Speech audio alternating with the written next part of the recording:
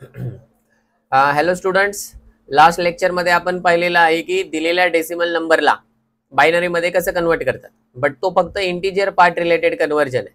तर आजच्या या व्हिडिओमध्ये आपण पाहूयात की जर दिलेला नंबर तुमचा फ्रॅक्शनल असेल, म्हणजे पॉइंट मध्ये जर नंबर दिला असेल तर ते जे पॉइंट वाला पोर्शन असतो त्याला आपण फ्रॅक्शनल पार्ट म्हणतो. तर तेवढ्या फ्रॅक्शनल पार्टचं कन्वर्जन आपण कसं करतो ते. ठीक आहे, तर डायरेक्ट आपण एक न्यूमरिकल घेऊया आणि त्यानुसार शिकूयात काय ते. लक्ष द्या इकडे. आता पहा, decimal to binary conversion but fractional part. त्या अगोदर मी तुम्हाला सांगतो की फ्रॅक्शनल पार्ट म्हणजे आहे काय. कन्सिडर करा की मी एक नंबर घेतलाय 52.24. ओळखीचाच नंबर आहे. 52 ला आपण काल कन्वर्ट केलेला आहे. हा डेसिमल मध्ये दिलेला नंबर आहे.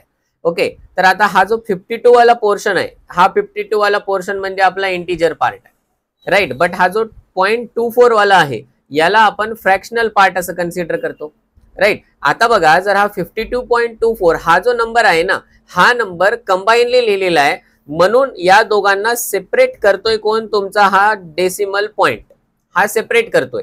इकडचा सेक्शन कोणाचा झाला? इंटिजरचा. इकडचा सेक्शन कोणाचा झाला? फ्रॅक्शनचा, राईट. जर मला फक्त इंटिजर लिहायचा असेल तर मी फक्त इंटिजर लिहू शकतो अशा प्रकारे. 52 हा काय झाला? फक्त इंटिजर पार्ट लिहिला मी इथं, राईट. तसंच जर मला फक्त फ्रॅक्शन पार्ट लिहायचा असेल तर मी फक्त फ्रॅक्शन पार्टला 24 असं लिहू शकत नाही ना.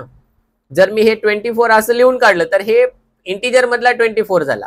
तर हे लिहिण्यासाठी मला हिच्या अलीकडे एक 0 द्यावा लागतो आणि पॉइंट द्यावा लागतो. कळलं? तर मला जर फ्रॅक्शन लिहायचं असेल तर मला काय करावं लागलं? 0.24 लिहावं लागलं. तर हे तुमचं फ्रॅक्शन झालं. तर याच्यावरून बेसिक कन्सेप्ट आपल्याला काय कळते आता, की जेव्हाही मी फ्रॅक्शन नंबर लिहिणार तर फ्रॅक्शन नंबर लिहिण्याच्या अगोदर मला 0 आणि पॉइंट द्यावा लागतो. 0 पॉइंट त्याच्या पुढचा जो नंबर असेल, त्याच्या पुढचा जो नंबर आहे तोच माझा फ्रॅक्शन नंबर असतो. 0.24 आहे ना, तर ते 0 पॉइंटच्या पुढे जो नंबर आहे तोच माझा फ्रॅक्शन नंबर आहे. ठीक आहे, तर आन्सर लिहिताना आपल्याला ही गोष्ट लक्षात घ्यायची आहे. आता त्याचा काय इम्पॅक्ट पडतो काय नाही ते मी तुम्हाला न्यूमरिकल सॉल्व्ह करताना सांगतो. पहा, आता आपण एक न्यूमरिकल घेऊयात. क्वेश्चन कन्वर्ट 0.24 जे की डेसिमल मध्ये आहे याला कन्वर्ट करायचं 2 मध्ये. ओके, ठीक आहे. पहा, आता याला सॉल्व्ह कसं करायचं. याला सॉल्व्ह करण्याच्या अगोदर आपण याची मेथड लिहूयात. काय? Given number is fractional, therefore we will use multiplication method. आपण काय यूज करूयात? Multiplication method. ठीक आहे. आता मल्टिप्लिकेशन मेथडची अरेंजमेंट आता मी इथं याला जसं सॉल्व्ह करतोय पूर्ण जशाच तसं लिहायचं. काहीच त्याच्यामध्ये कंजूसी करायची नाही लिहिताना. शॉर्टकट वगैरे काहीच यूज करायची नाही. पहा इकडे, सगळ्यात पहिल्यांदा इथं लिहायचा असतो फ्रॅक्शन. काय दिलेला आहे? या फ्रॅक्शनला आपण मल्टिप्लाय करत असतो बेसने. ओके, त्यानंतर तयार होत असतो प्रोडक्ट आणि प्रोडक्ट नंतर आपल्याला लिहायचे असते रिमाइंडर, राईट. आपल्याला आन्सर कशात फाइंड आउट करायचा आहे? बायनरी मध्ये. म्हणून इथं जी रिमाइंडर लिहिणार आहे आता मी, ही रिमाइंडर असेल बी फॉर बायनरी. बायनरी मध्ये रिमाइंडर यायला पाहिजे. आता याच्यावरून तुम्हाला एक गोष्ट लक्षात आली असेल की हे रिमाइंडर म्हणजेच आपला आन्सर आहे, राईट. आणि बायनरी मध्ये रिमाइंडर येणार आहे म्हणजे तुमची रिमाइंडरची व्हॅल्यू फक्त 0 किंवा 1च यायला पाहिजे. त्या व्यतिरिक्त तुमची काहीच व्हॅल्यू येणार नाही. ओके, आता याला आपल्याला सॉल्व्ह करायचं. सॉल्व्ह करण्याच्या अगोदर रूल एक सांगितला होता काल पण. काय रूल होता? नेव्हर यूज बेस ऑफ कोणाचा? डेसिमलचा. Never use base of decimal हा आपला रूल आहे. कोणाला सांगायचा पण नाही हा रूल. ठीक आहे, डेसिमलचा बेस वापरायचा नाही. म्हणजे कोणाचा बेस वापरायचा? आता बायनरीचा बेस वापरायचा. दिलेलं जे फ्रॅक्शन आहे ते फ्रॅक्शन काय आहे माझ्याकडे? 0.24 मल्टिप्लाइड बाय बेस काय? 2. ओके, मल्टिप्लाय करा. 0.48 आलं. तर आता 0.48 पॉइंटच्या लेफ्ट साइडला जी व्हॅल्यू असेल त्या व्हॅल्यूला अशा प्रकारे ॲरो दाखवायचा आणि समोर घेऊन जायचं. ओके, लक्षात ठेवा मी जसं सांगतोय तसंच हे ॲरो दाखवूनच लिहायचं समोर. ठीक आहे, पॉइंटच्या लेफ्ट साइडला काय व्हॅल्यू आहे? 0 आहे. 0 गेला. आता 0 जर गेला तर उरलं काय, फक्त 0.48. हे असं लिहायला व्यवस्थित दिसत नाही म्हणून मी याच्या अलीकडे काही नाही म्हणून 0 लावतो, मल्टिप्लाइड बाय 2. याचा आन्सर आला 0.96. परत सेम रूल, पॉइंटच्या अलीकडे काय आहे, 0 आहे, 0 ला ट्रान्सफर केलं. त्यानंतर 0.96 multiplied by 2 is equal to value आली आता 1.92. आता चेंज आहे बघा, आता तुमच्या डेसिमल पॉइंटच्या अलीकडे 1 आलाय, तर या 1 ला इकडे ट्रान्सफर करून टाका जशाच तसं. इथं आलं तुमचं 1 आला. तर आता बघा 1 आला ना, 1 जर तिकडे गेला तर इथं उरलं काय, 0.92 उरलं. इथंच तुमची चूक होते. तुम्ही इथून 1 ला ऍज अ रिमाइंडर म्हणून ट्रान्सफर केलं तर 1 गेला, 1 गेल्यानंतर इथे 0 उरतो. ठीक आहे, 1 गेल्यानंतर इथं 0 राहतो, मग ते 0.92 लिहायचं. बरेच जण याला काय करतात, 1.92 करतात. आणि जसं मी सुरुवातीला सांगितलं होतं की बायनरीत आन्सर येणार आहे, म्हणजे तुमचं रिमाइंडर ऍज अ आन्सर आहे ना, तर तुमच्या रिमाइंडर मध्ये फक्त बायनरी नंबरच पाहिजे. बघा इथं फक्त 0 आणि 1च येत आहेत, त्यापेक्षा मोठा नंबर इथं येऊच शकत नाही. जर तुमचं न्यूमरिकल बरोबर सॉल्व्ह होत असेल तर, चूक सॉल्व्ह होत असेल तर 1 पेक्षा मोठी व्हॅल्यू तिथे येणारच. ओके, पहा 0.92 again multiplied by 2 which is equal to 1.8816 म्हणजे 84. ओके, हा 1 इकडे ट्रान्सफर करा.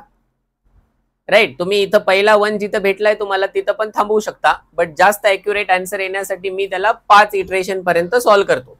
ठीक आहे, आता पहा 0.84 multiplied by 2 is equal to 16×2 म्हणजे 1.6868.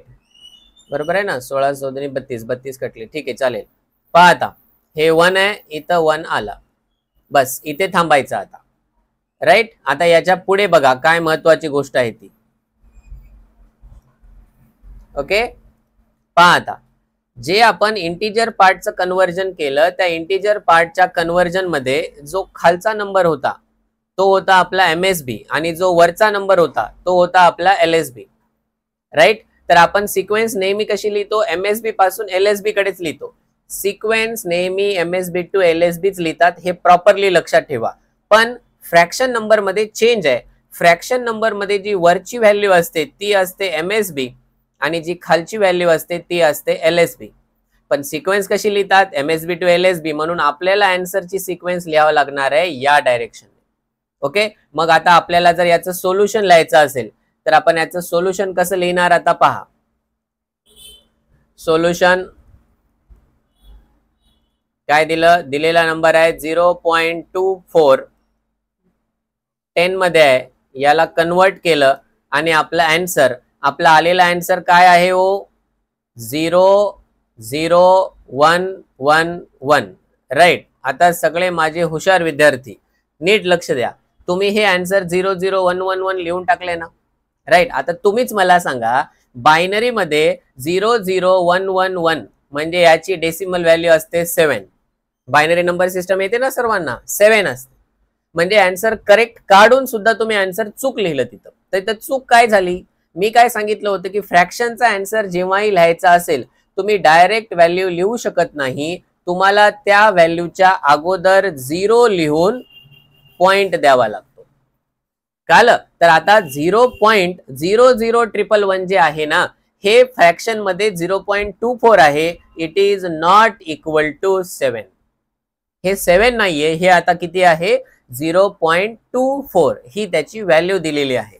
तर आन्सर लिहिताना नेहमी तुम्हाला काय करायचं, आन्सरच्या अगोदर 0 पॉइंट द्यावा लागतो. कळलं, तर हे अशा पद्धतीने आपण दिलेला जो नंबर आहे या दिलेल्या नंबरला आपण सॉल्व्ह करू शकतो. ठीक आहे, कोणता, फ्रॅक्शन वाला. इंटिजर पार्ट साठी डिव्हिजन मेथड असते आणि फ्रॅक्शन पार्ट साठी मल्टिप्लिकेशन मेथड असते. एक कंबाईन क्वेश्चन जर आला तर कसं सॉल्व्ह करायचं हे मी तुम्हाला नेक्स्ट व्हिडिओ मध्ये सांगतो. ठीक आहे, शिकवलेलं जर तुम्हाला आवडत असेल तर व्हिडिओला लाईक करत जा, चॅनलला सबस्क्राईब करा. राईट, ते तुमचं लाईक करणं म्हणजे आमच्यासाठी मोटिवेशनचं काम आहे ते. ओके, पहा आता तुम्हाला होमवर्क देतोय, ते होमवर्क सॉल्व्ह करा आणि त्याचे आन्सर्स मला सेंड करा. पहा, फर्स्ट 0.20 हे डेसिमल मध्ये आहे, याला कन्वर्ट करा बायनरी मध्ये.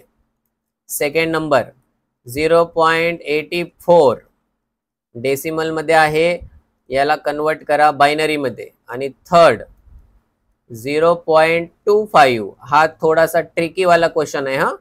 0.25. ओके, प्रॉपरली सॉल्व करा आणि याचे आन्सर्स मला सेंड करा. ओके, जर काही डाऊट्स असतील तर तुम्ही कॉन्टॅक्ट करू शकता. Okay, thank you so much.